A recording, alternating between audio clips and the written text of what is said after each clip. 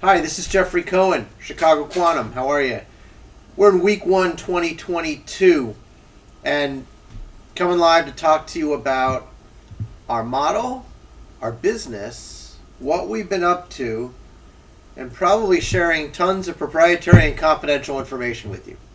But it's just been a crazy week in the markets, and I felt like it's time to go back to our weekly video. So thank you so much for listening. Hopefully you're going to find this great. We're going to show you how we look at stocks. We're going to talk about the model. We're going to talk about being a registered investment advisor, about, to the extent we use it anymore, quantum algorithms and quantum technology, and even our own positions, which right now we are losing our shirt. I can't even afford to heat the house. I'm freezing. I'm wearing a jacket in here. I was going to put a hat on for you. Losing so much money this first week in January. And so, what good is losing money? You're learning a valuable lesson if you don't share it with others. So, here we go. What do we got? So, the first thing we got is we changed our model when no one was looking. Actually, we told everyone we were changing our model. What I'm showing you is the blog we have on our website. So, on December 30, we ran an up run. That's the stocks that should go up faster than the S&P 500, with less volatility, less risk. We started by looking at 11,040 stocks. That's a lot of stocks. Those are the stocks that traded that day, December 30. 3,531 stocks passed data validation, and then we ran them in the results. I'm just going to show it to you. You can just go to the website. It's right there, chicagoquantum.com. What you're going to notice when you look at these stocks is that the first whole bunch of them are Bitcoin related. The second whole bunch of them are technology related.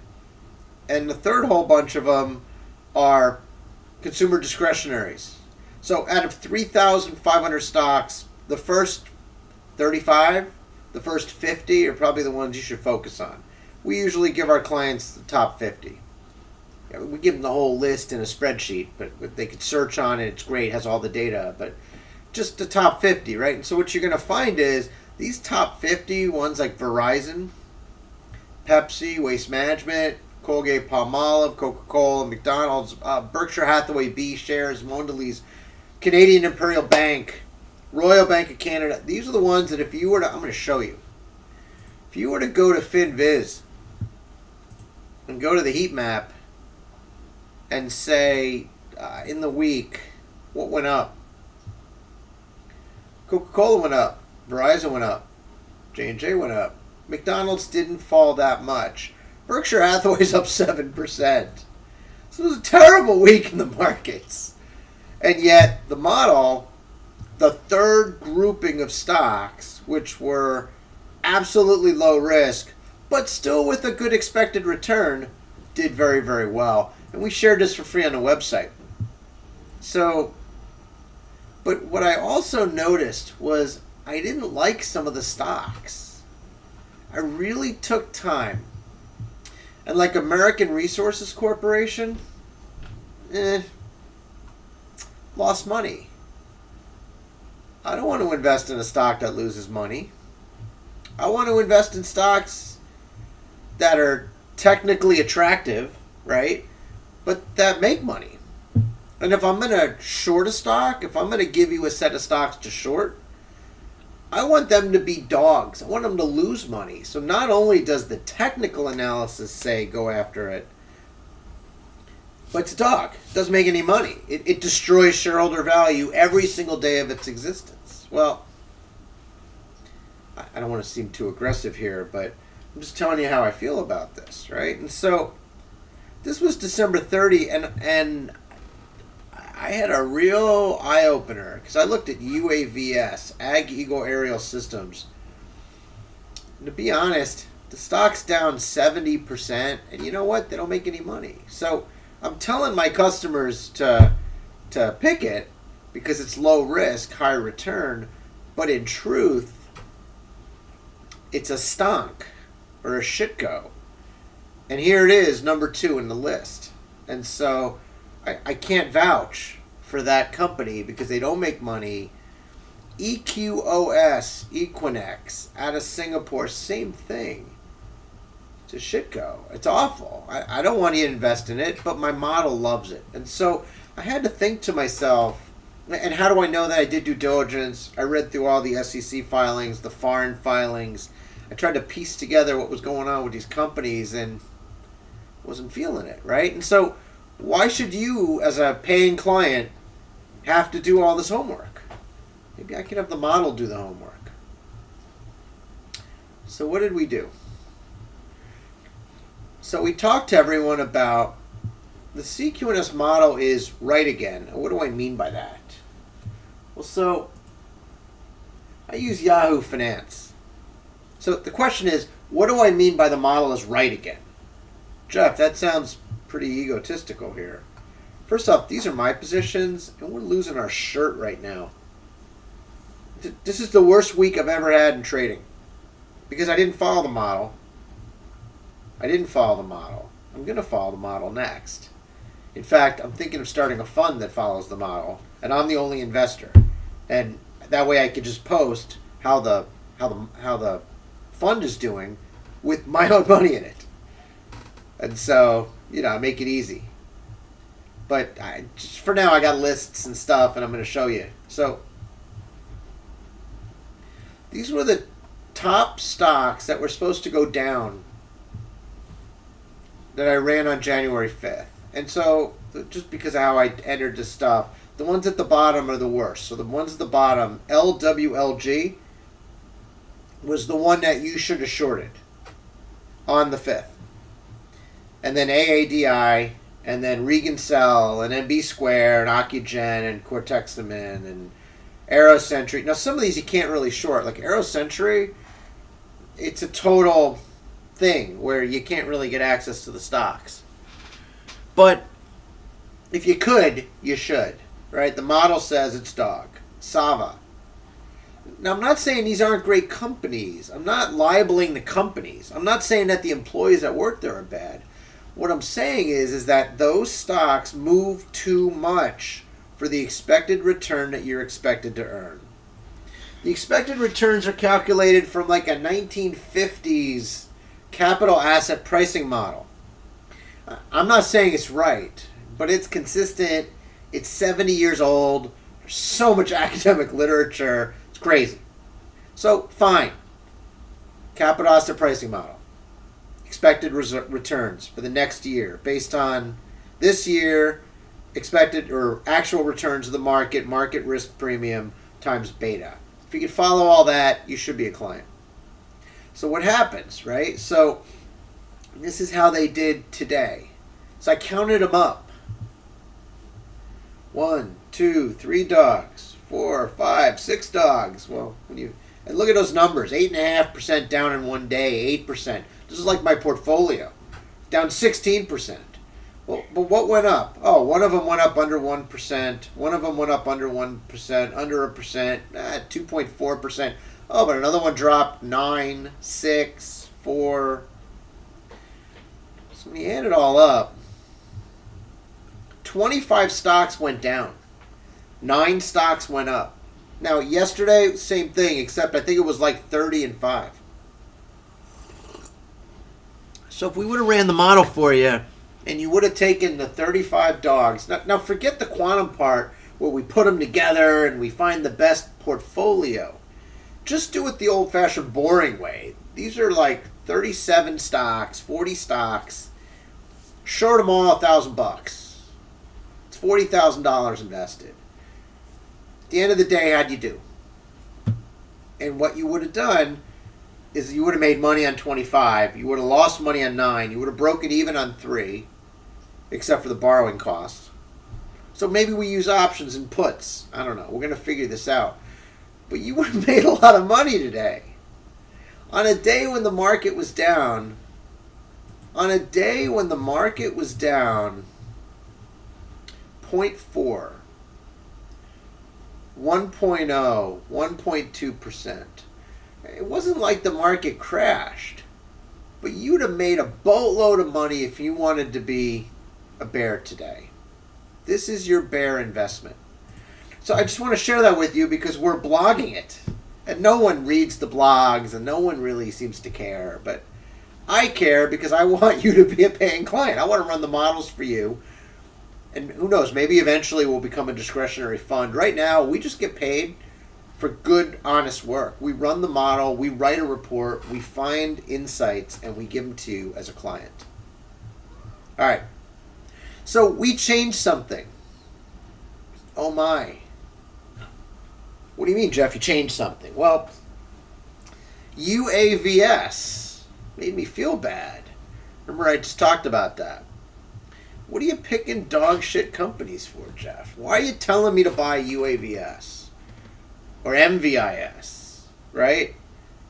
Just garbage. EQOS. Pick the good ones, like Axelis Technologies Inc. grows, makes a good profit, is a great company. Mara, they got their growth issues, but wow, what a tremendous fundamental strength to their business.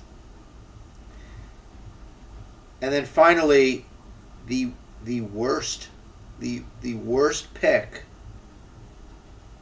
is not in this list. So it actually it showed back up. We'll get there. So I don't want you to have to do all the homework. So here's what we did. We changed it. Up runs, only profitable. Down runs, only unprofitable. Why did it take you so long, Jeff, to figure this out? So when you run the up model, instead of having 3,100 stocks, now you have 2,100 stocks. Okay, cool. If you would have invested in all 2,130 stocks, moving forward, $1 a piece, same equal capitalization, or $1,000 a piece, you would expect to earn 19.7% over the year, excluding dividends, which probably be like 4%, 3-4%. It's not a bad way to make a living, right? There's a Die Hard movie. The first Die Hard, the guy says, I'm going to be sitting on a beach earning 20%. That's what the model says. Okay? So, and then we share a thing for those who like a lot of math, right? But point is, now we're picking profitable stocks in the up run, and we're including negative net income or zero net income stocks for the losers. And so we did the negative net income, and wow, does this model do well. So that's what we're doing. Just wanted to share with you. And I want to thank our data provider. Our data provider is Intrinio. Intrinio does a heck of a great job giving us the information that we need. It's a cost-effective service. They don't pay me to say this, but I just want you to know we use Intrinio.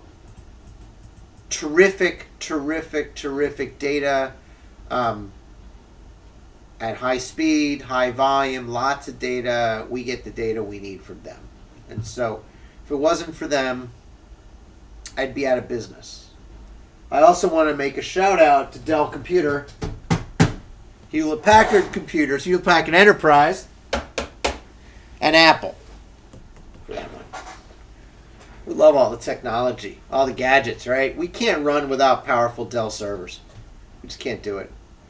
And we have a quantum company that we work with, but at this point we're not running on their system until we can just get it to add a lot of value. Right now it doesn't, and so it's a great system. We're going to try it. So what else can I tell you?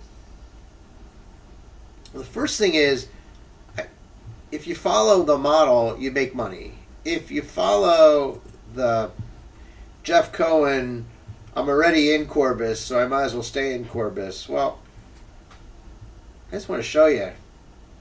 It's really hard to make money in this market. We're down $78,000. We're down 43% so far these investments.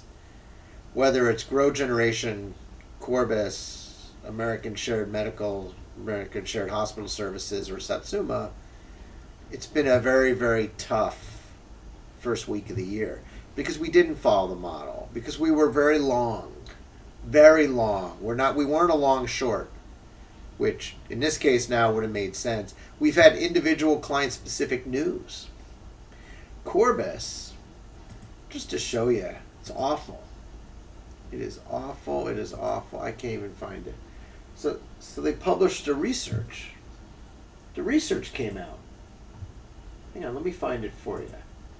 It's a beautiful piece of research, right? So, hang on, here it is. National Institute of Health finished a study of lenabasum. I talked about this in a recent video.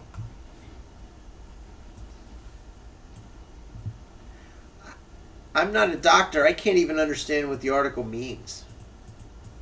And yet I'm heavily invested in this company.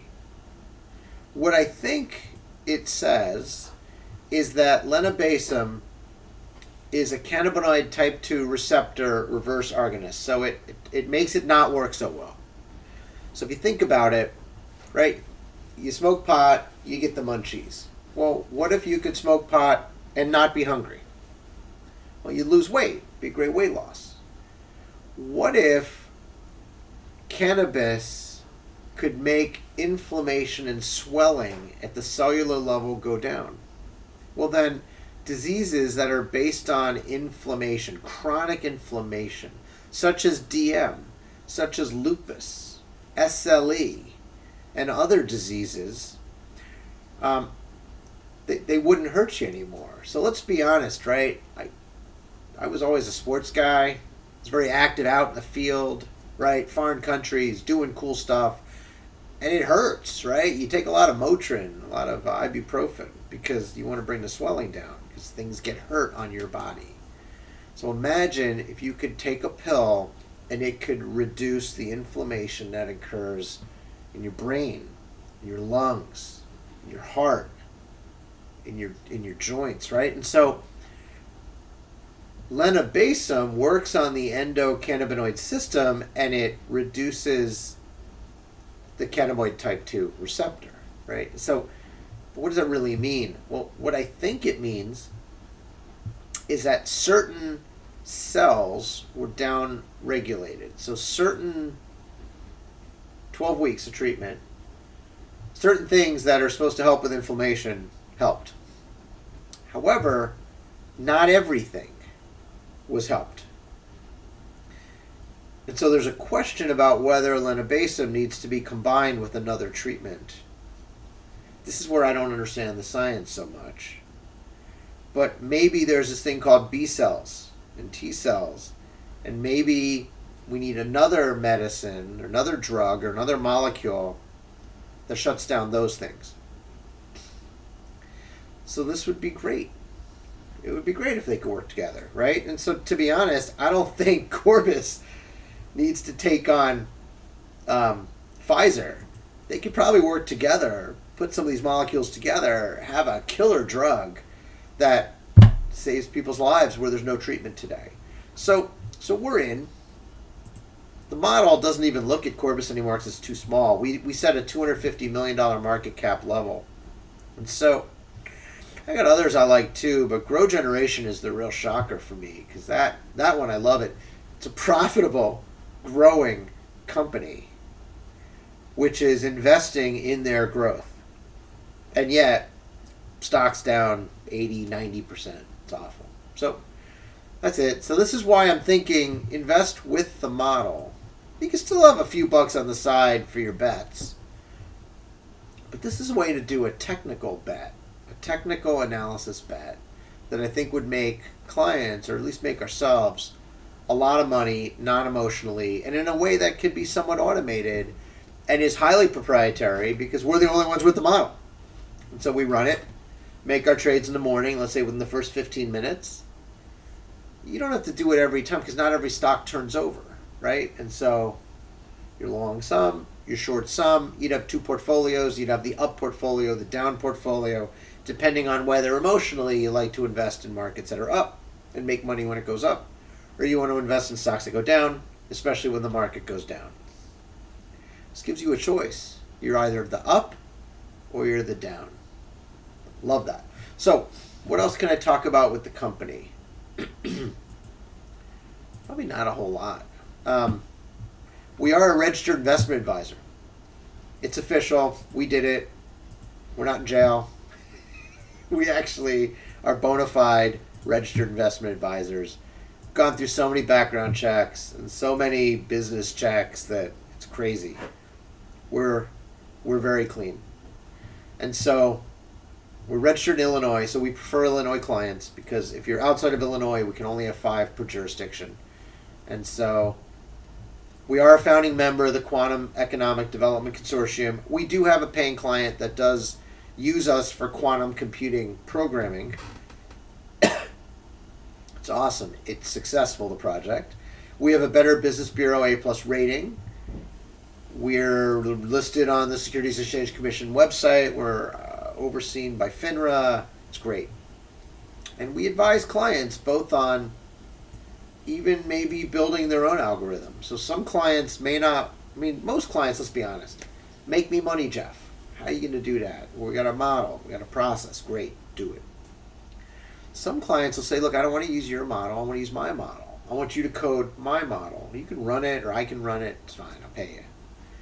And then other clients just want to know about quantum computing. Can you get me in? I had somebody recently reach out and say, do you know anyone with these skill sets? I can't find people. Couldn't help them, but maybe we could have, right? And just remember, we do not invest clients' money, nor do we take custody of clients' assets. So what did we see in the markets this week? So I guess I'd go back and roll back the clock. So this week, energy did great. Oh my God, energy is through the roof. Oh yeah. But lots of other things aren't through the roof. Healthcare has been weak all week. All week healthcare is down. Not to say that there aren't certain pieces that are better. Financial services is up because interest rates are up. Interest rates are up because the Fed finally decided to fight inflation, removing the taper. So they will no longer exchange pieces of paper for dollar bills. They're going to exchange fewer pieces of paper for dollar bills, which means there's more dollar bills are going to be... No, I'm saying it the wrong way. The federal government was giving dollar bills for pieces of paper. They're going to stop doing that. So there'll be more pieces of paper, more debt sitting out in the market, and fewer dollars. The dollars are going to sit right back with the Fed, which I guess is where they belong. So what does that do? It destroys technology and growth stocks. It just kills them. If you were long GrowGeneration like me, you took a bloodbath. But if you were long Microsoft, or NVIDIA, or Adobe, can you imagine losing Anderson Consulting, Accenture, down 10.5% this week? Can you just imagine? I mean, the only stock that's not growing is IBM and Intel, and they went up. Right? Or Fiserv, or Fidelity Investment, or Hewlett Packard. Not really a stellar growth stock, but you made money if you were in those stocks. By the way, our model started picking those stocks. It was awful watching it because you're telling your clients, buy the companies that don't grow. But you would have made a ton of money this week compared to the market, right? I'm shaking in my boots, I got to tell you. The fact that the model likes stocks like that. IBM's been creeping up in our model. Verizon and AT&T, the model loves those stocks in the past 2 weeks. Loves them. Loves those stocks. Coca-Cola, Pepsi, it loves those stocks. Where's Berkshire Hathaway B? Love Berkshire Hathaway B. It's up 7% this week. I'm gonna lose my house. No, I'm not. I own my house. But I could lose my house. I could lose my coffee cup. I lost so much money this week. I better not. I like this coffee mug. But the model was right. The model said, Mondelez, up 2% this week. Hershey's, up 1.25%. The model loves these stocks. This week, it loved them. Would have saved me from a beating. CLX, it loved Clorox. Kimberly Clark. Oh my God. The good thing about Kimberly Clark and Walmart is that these have they're leptokurtic. They have a high kurtosis. They have fat tails. They move. They jump. Verizon, it jumps. Yeah! Gonna go crazy. It's not a normally distributed stock. It has fat tails. But it has low volatility. So now you get to pay dirt cheap for the options. And potentially get a rise, like Verizon rising 4.4% in a down week. So that's how the model works. That's what it's been doing. I love it, by the way, right? Because it's been working. What else did we see? I saw something else. You probably would be interested. Just type Fred monetary data or Fred velocity of money. Let's start with Fred velocity of money and Fred monetary data. Who, by the way, who's Fred? The Fred is the Federal Reserve Bank's economic research resources for you. What is Fred? It's the Federal Reserve Economic Data. It's an online database. It's good. It's reputable. I trust it. M2. What's going on with M2? M2 is money. It's how much money we got out in circulation. But it's not just like checking accounts. It also includes some CDs, some demand deposits, money market accounts. So you've got a good cross section of money here. So M2 has been growing. It's actually been growing around $200 billion a month, plus or minus. Maybe it's 100, maybe it's 200, maybe it's 300. And if you look, it's flattening, but it's still going up. So you know what we got to do, right? We got to stop the taper, and we got to flatten that out, because if the economy flattens and the money supply flattens, then there's no inflation. If there's economic growth and the money supply flattens out, you have deflation. Fred, what can you tell me about GDP?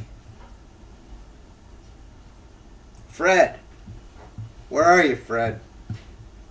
So, it's growing. I'm going to prove it to you. It's growing slowly.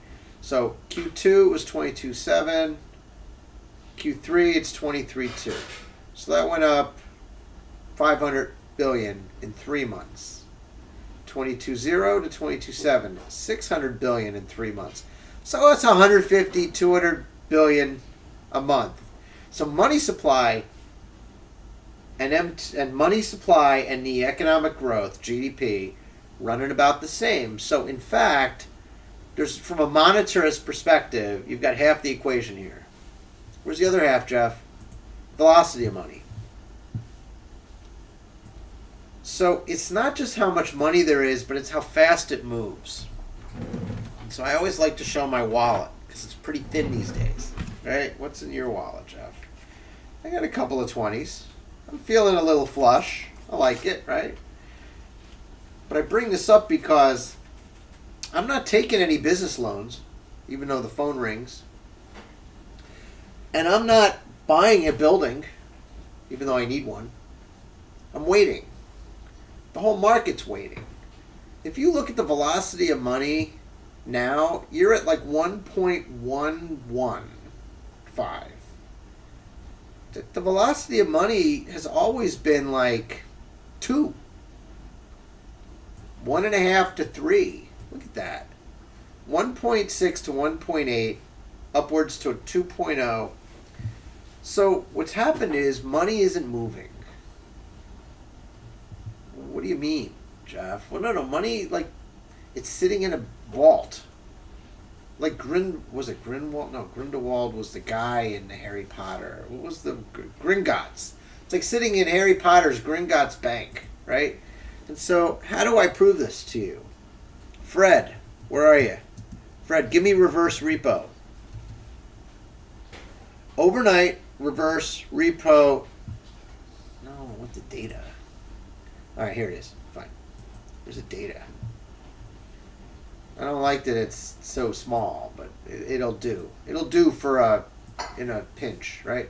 So since 2020, let's go back to the beginning of the year, 2020, because I want you to see the little spike. Oh, Jeffrey, it hit 64 billion. It hit 200 and 300 billion at its peak. Do you know banks are parking? Now you're going to see this. Banks are parking from $1.5 to $2 trillion every night in the Fed to earn 0.05% You should be scratching your head and saying, Jeff, how can that be? How could the banks even have? How could U.S. depository institutions even have $2 trillion? And why would they just sit it at the Fed, parking it at the Fed? Because there's nowhere to put the money. There's nothing out there. There's no loans to make. What, you think people want to borrow the money to invest in the stock market? No. Do they want to invest in long bonds? Hell no, because interest rates are going up. I don't want to be in a long bond.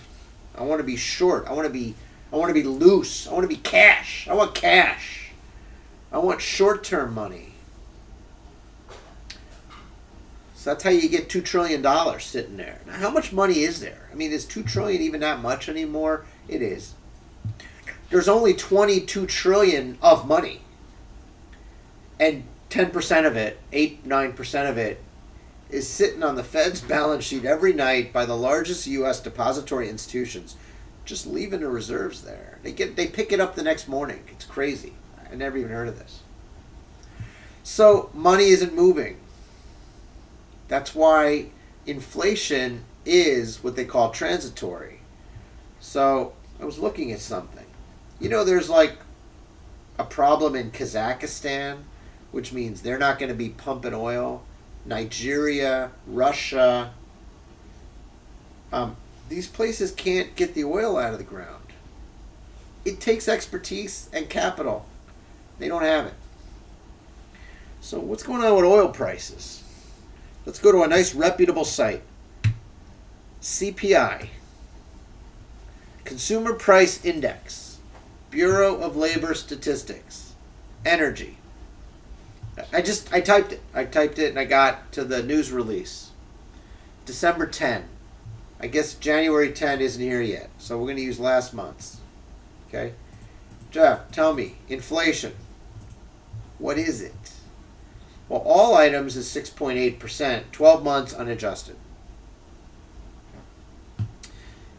Energy is up 33.33%. Okay. Okay, that's a lot, by the way. Gasoline, energy commodities, oil and fuel oil, gas and fuel oil.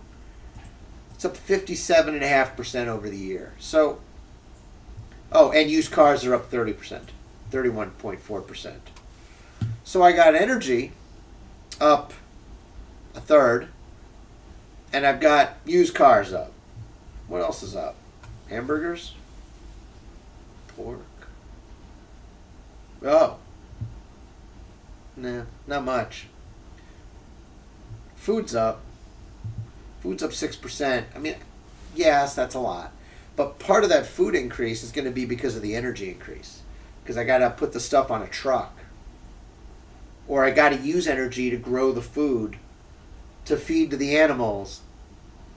Or to feed for the fertilizer, to feed the crops that I'm going to serve you with. And a lot of those fertilizers are based on petroleum. So I do think what we're going to find is if we can get the price of oil and natural gas down, it can make a big difference. So let's take a look at the futures. How we doing, Jeff? Crude oil. We're not going down. If anything, if you follow that trajectory from $40 a year ago to 80 now, we're probably going to hit 100 before we hit 40 again. So that's oil. How about gasoline? Jeff, where are we with gasoline? Gasoline used to cost wholesale $1.14 a gallon. It's now $2.30. It doubled. It's not the guy at the gas station raising the price necessarily. It's taxes, fine, but the price of gasoline doubled in a year. How about natural gas? You like to heat your home, right? This one hasn't gone up as much. This one, it was right around 280. I know it was around 250, 260 when I started looking at it, to 390. So it's up third, half, quarter, right? Heating oil. Hate to see that because people really need this. $1.20 to $2.50. So we've got massive inflation in the energy sector. I'm not going to get political with you because that's not what this is about. I think that's driving the inflation right now. The Fed is doing their taper where they're not going to exchange as many dollars for pieces of paper. That's going to help. They talked about raising interest rates. It's going to help too. But who's it helping? Unfortunately, it's helping the banks. And it's helping really, really low risk money making companies. It's not helping growth. But again, we kind of knew that. Anyone's been in the market a long time. So I want to thank you for listening. This is Jeffrey Cohen. If you're interested to learn more, check out the website. It's free. We got a blog site. I try to publish as much as I can. I do insights from CQNS. I publish some research. I even put market information, market data out there, although I didn't update it this week. Our most popular page is negative beta stocks. We actually publish out all the stocks that are negative beta because when the market goes down, negative beta means maybe the stocks will go up. Now that's really simplistic. It doesn't really work that way. But for a lot of people, it's a good first place to look. So if you would have looked, you would have seen Pfizer. But the reality is, or you would have seen Geo Group, who I follow, or Clorox, and you would have said, okay, Jeff, or Alacos, which is one of the worst performing stocks in the market right now. And a lot of these stocks have negative beta because they're moving aggressively. They're moving tremendously, and they're moving independent of the S&P 500. Like Geo fell because of political risk. Pfizer does well because of their COVID vaccines. Alacos, I think, failed a trial.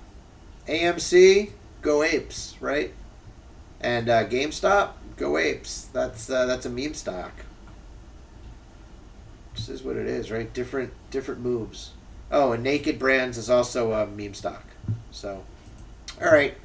Again, thank you very much for listening. Appreciate it. I'm Jeffrey Cohen. Good luck. If you liked the video and you watched this long, hit the subscribe button, please. It helps us. We got like 200-300 subscribers. But it also helps you because you get notified. If we're making a new video, at least you know. So, thanks again. Take care.